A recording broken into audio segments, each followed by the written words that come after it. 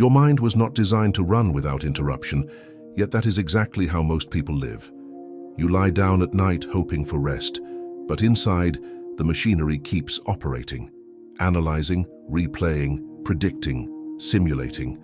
The body is still, but the system is active. And if you do not learn to shut it down deliberately, it will keep consuming energy long after the day is over, leaving you to wake up already depleted. The promise is simple. If you understand how your mind actually powers down, you can stop fighting sleep and start allowing it. The first thing to accept is uncomfortable. Your sleeplessness is not caused by the night. It is the result of unfinished processes carried into it. Throughout the day, your brain opens countless cognitive loops. Problems to solve, decisions to revisit, conversations to replay, hypothetical futures to simulate. Each one is like a background program running silently. When external noise fades, those programs become audible. You call it overthinking, but it is simply unresolved processing continuing without supervision. The first technique, then, is deliberate cognitive shutdown. Not by solving everything, that would be impossible, but by formally closing the day's open loops. The brain relaxes when it knows information has been captured. If a task or worry exists only in memory, the mind must keep it active to prevent loss. That keeps the system alert. The moment you write it down, the brain registers that the data is stored externally. Processing demand drops. Before sleep, take a few minutes to list what remains unfinished and assign each item a future point of attention. You are not promising to fix everything tomorrow. You are marking each loop as acknowledged. This transforms vague mental load into structured information. Structure is calming to any system. Chaos is not the presence of problems, it is the absence of containment. You may resist this because part of you believes thinking at night is productive. But observe the results. Nighttime rumination rarely produces clear solutions. It produces emotional amplification. The mind becomes less logical when fatigued, not more. What feels like preparation is often just repetition without progress. By creating cognitive closure, you are not avoiding responsibility. You are relocating it to a time when the system is capable of quality processing. There is something important happening here beneath the surface. When you close loops intentionally, you send a signal of completion. Completion reduces vigilance. Vigilance is the enemy of sleep. A system that believes something critical is unresolved stays alert. A system that sees clear boundaries can power down. If this idea already shifts how you see your nights, pause for a moment and consider how many problems you have been trying to solve in the dark instead of scheduling them for daylight. That simple awareness alone can begin changing the pattern. The second technique addresses another source of mental overactivity: input overload before sleep. A computational system cannot cool down if new data keeps entering. Yet many people end the day with maximum stimulation: messages, news, comparison, endless streams of novelty. Each piece of information triggers analysis, emotional reaction, and memory encoding. The mind enters sleep saturated. Information is never neutral. Every input generates micro-decisions and micro-tensions.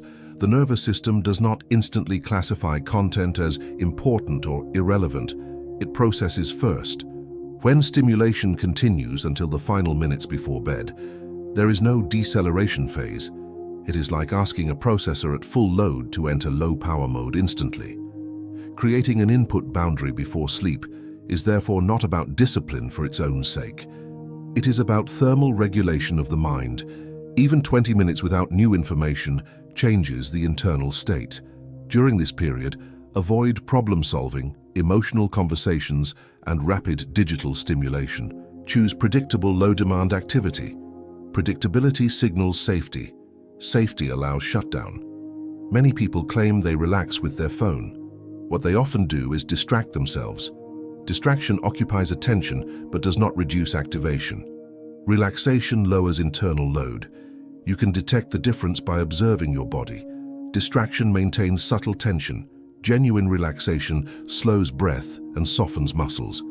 Your body provides accurate feedback if you pay attention. The third technique shifts the focus from thought to sensation.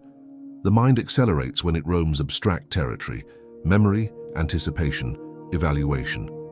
Bringing attention back to physical sensation reduces cognitive complexity.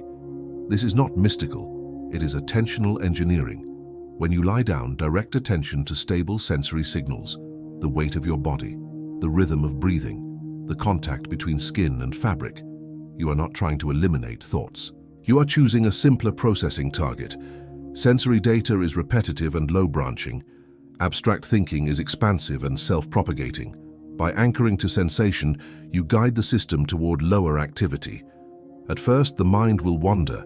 That is normal. Each gentle return to sensation is a redirection toward low-power mode. Over time, the association strengthens. Lying down becomes linked with reduced processing rather than analysis. Sleep then emerges naturally, not as something forced, but as something permitted. Notice how these techniques operate like stages of shutdown in a machine. First, close active programs, then stop feeding new data. Finally, shift to low-complexity processing. None require perfection, they require repetition. The brain learns patterns through consistency, not intensity. If you recognize yourself in this description, the racing mind, the endless simulations, take a quiet moment to acknowledge it without judgment. Your mind has been trying to protect you by staying active. Now you are teaching it a different skill, when to stop. And if this perspective helps you understand your nights in a new way, reflect on it personally for a moment. That reflection itself can be the beginning of your system learning how to power down. What most people still underestimate is that the mind does not simply respond to tasks and information. It responds to unresolved emotional signals. You can close lists, reduce input, and focus on your breath, yet still feel mental activity surging if something from the day remains emotionally charged. Emotion is not noise. It is a priority flag inside the system, and priority items are processed first. When an interaction felt unfair, when you regret something you said, when you felt ignored, embarrassed, or even overly excited, the nervous system tags that experience as significant. If the signal is not acknowledged, the brain keeps replaying it, trying to extract meaning or anticipate future consequences. This is why certain thoughts feel sticky at night. They are not random, they carry emotional weight. Trying to think your way out of emotional loops rarely works because emotion is not resolved through logic alone. What reduces the loop is recognition. A brief moment before sleep to scan your day and identify what still feels emotionally active can change the system's state. Ask internally, what from today is still with me? Then name it simply: frustration, guilt, tension, anticipation, disappointment. Naming is organizing. Organizing reduces uncertainty. Reduced uncertainty lowers activation. You are not analyzing the event or justifying the feeling. You are labeling the data. When the brain receives a label, it categorizes the experience as processed information rather than an undefined threat. Undefined signals keep the system alert. Defined signals can be stored. Another common driver of nighttime mental activity is internal evaluation. Many people use the quiet of night as a personal performance review. They replay mistakes, compare themselves to expectations, and mentally rehearse how they should have acted. From a systems perspective, this activates threat detection. Self-criticism triggers the same biological pathways as social danger. The body responds with vigilance, not rest. There is a more efficient alternative: shift from judgment to acknowledgement. Instead of mentally auditing the day, mark it as complete. This is where today ended sends a closure signal. Closure reduces the need for continued processing. A system that believes evaluation must continue cannot power down. You might feel resistance here because self-critique is often confused with responsibility, but responsibility without recovery leads to degradation. No complex system maintains performance without downtime. Sleep is not a reward for finishing everything. It is maintenance that allows you to continue. There is also the factor of expectation. Many people go to bed with the goal of sleeping well. This goal produces monitoring. Monitoring increases alertness. It is similar to trying to observe the exact moment you fall asleep. The act of observation keeps you awake. Shifting the goal to creating the conditions for rest removes pressure. Conditions are within your control. Sleep itself is not. Reduced pressure lowers arousal. You may notice a pattern forming across all these layers. The mind remains active when it detects unfinished processing, incoming input, emotional charge, self-threat, or pressure to perform. Each of these elements sends the message, stay alert. Your evening practices are a way of sending a different message. Nothing urgent requires attention now. Consistency matters more than intensity. The first nights you apply these techniques, the mind may still run. Habits of mental overdrive were built through repetition, and shutdown is learned the same way. Each evening you close loops, reduce input, acknowledge emotion, and anchor attention to sensation.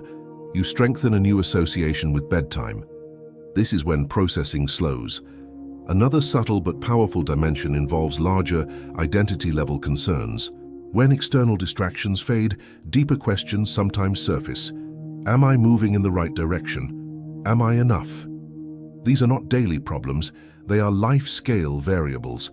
Trying to solve them at night creates endless cognitive loops because they cannot be concluded quickly.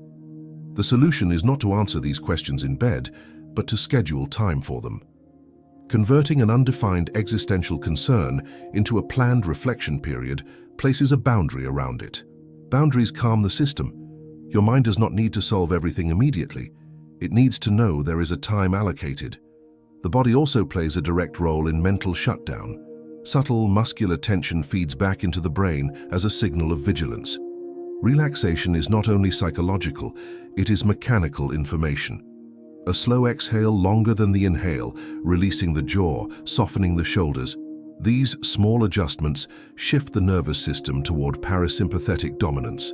The brain reads the body's state and adjusts processing accordingly.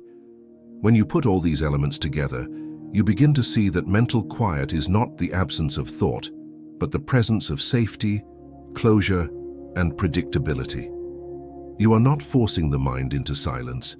You are changing the conditions so that silence becomes the natural outcome. If you are following this carefully, notice which layer resonates most with your experience. Unfinished tasks, excessive input, emotional residue, self-evaluation, identity concerns, or physical tension. Identifying the primary driver of your nighttime activity is already a form of supervision. Awareness shifts the system from automatic to guided. And a guided system is one that can learn to power down. Eventually, you arrive at a realization that changes how you relate to your own mind. The problem was never that your thoughts exist, but that they never received a clear signal to stop. A system that never shuts down is not efficient. It is overloaded. And overload does not announce itself with dramatic failure at first. It shows up as heavy mornings, irritability, difficulty focusing, emotional volatility, a sense of starting each day already behind. The cost of an active mind at night is paid in diminished capacity the next day. Modern life quietly reinforces this pattern. Constant connectivity, continuous information, the expectation of immediate response, these conditions train the brain to stay on alert. But the nervous system was built for cycles: activation and recovery, engagement and release. When recovery disappears, performance eventually degrades, no matter how motivated you are. Learning to disengage mentally before sleep is therefore not a luxury habit. It is system maintenance. During sleep, memory consolidates, emotional charge decreases, and neural networks reorganize. But these processes depend on the system entering a sufficiently low activity state first. If intense cognitive simulation continues until the moment of sleep, the transition is incomplete. The body rests. The mind never fully powers down. Notice something essential. None of these techniques require you to eliminate thinking. They require you to change its timing and intensity. There is a difference between a mind that serves you and a mind that runs unsupervised.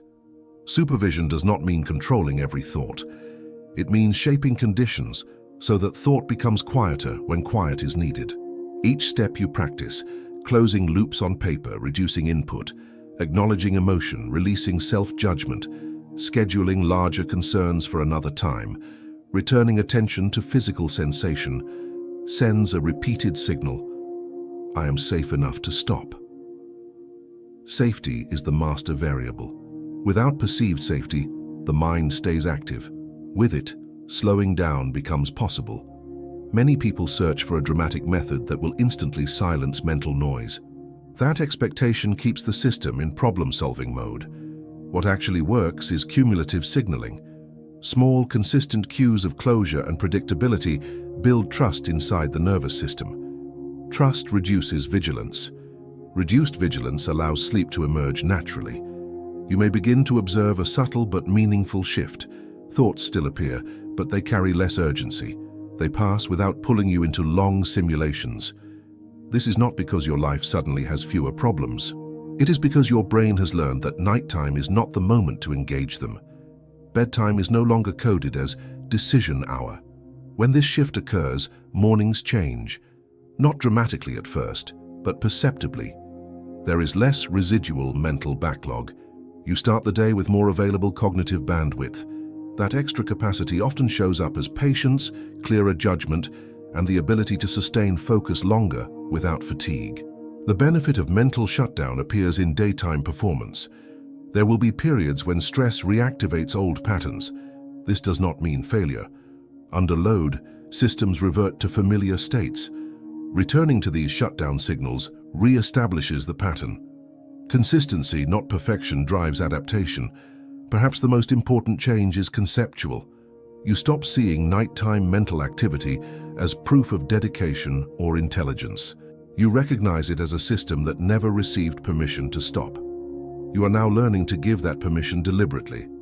This ability extends beyond sleep. When you learn to close mental loops, set input boundaries, acknowledge emotional signals, and shift attention intentionally, you gain influence over how your mind operates during the day as well.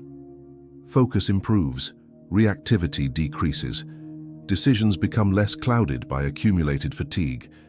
The skill of shutdown enhances the skill of engagement. Consider the broader implication. A mind that can rest is more powerful than a mind that runs continuously. Sustainable performance depends on alternation, not endurance alone. You are not weakening your drive by powering down at night. You are preserving it. If you reflect on all of this, you may see your restless nights differently now. Not as a personal flaw, but as a system pattern shaped by environment and habit. And patterns can be reshaped through consistent signaling. As you move forward, the question is not, how do I force my mind to be quiet? But how do I create conditions where quiet becomes natural? That shift alone reduces struggle. And when struggle decreases, rest becomes more accessible. If this understanding changes how you interpret your own mental activity at night, take a moment to internalize that shift. Recognizing that your mind can be guided rather than fought is the foundation of real control. The goal was never silence by force. It was learning how to let the system power down on its own terms. There comes a moment when the conversation stops being about techniques and starts being about responsibility. Not the heavy kind, but the precise kind. You begin to see that mental shutdown at night is not an accident, nor a talent some people have and others do not. It is the result of signals you either send or fail to send throughout the day. Your mind is always responding. The question is, responding to what? If every evening ends in unfinished tension, unresolved emotion, unfiltered input, and silent self-critique, the system receives a clear instruction: stay alert. Alert systems do not sleep deeply. They remain in monitoring mode. You may lose consciousness, but the internal guard never leaves its post. That is why you wake as if you have been working all night, because in a sense you have. But once you understand the mechanics, something changes. You stop blaming your mind and start managing conditions. You stop asking, why can't I turn it off? And start asking, what signals am I sending that keep it on? That shift alone reduces friction. Struggle often comes from trying to force an outcome without adjusting the inputs that produce it. Think of the 3 techniques not as tricks, but as system instructions. Closing cognitive loops tells the mind, storage is complete. Reducing input says, no new data requires processing. Anchoring attention to sensation communicates. Complexity can drop now. Each one lowers system load. Together they form a shutdown sequence. Then you add the deeper layers. Acknowledging emotion instead of replaying events tells the system, the signal has been registered. Releasing nighttime self-evaluation communicates, no performance review is happening now. Scheduling larger life questions for another moment sets a boundary around infinite problems. Softening the body sends biological confirmation that vigilance can decrease. These are not abstract ideas. They are operational messages to your nervous system. Over time, these repeated signals build something essential: trust. Your brain begins to trust that nighttime truly is a period of reduced demand. And trust changes behavior more reliably than force ever could. A system that trusts its environment does not waste energy on unnecessary monitoring. You might notice that as nights become quieter, days begin to feel different too. There is a subtle increase in mental margin, that space between stimulus and reaction. When you wake without carrying a backlog of unresolved processing, you start the day closer to neutral. Decisions feel less heavy. Minor frustrations feel less overwhelming. The same life, but a different baseline. This is where the true value appears. Better sleep is not only about feeling less tired, it is about restoring cognitive and emotional capacity.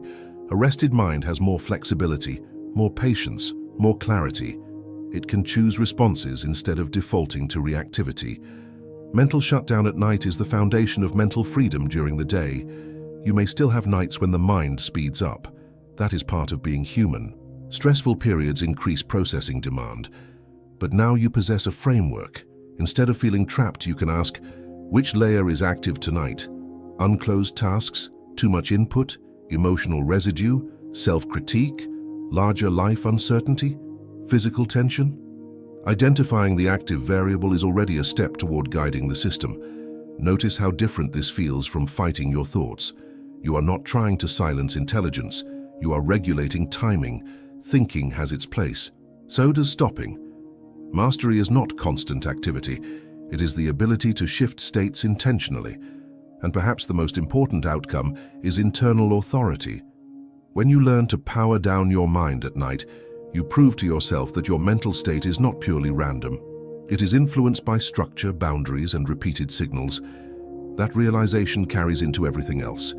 If the mind can be guided into rest, it can also be guided into focus, into calm, into deliberate effort. So as you leave this reflection, the goal is not perfection tonight. It is direction.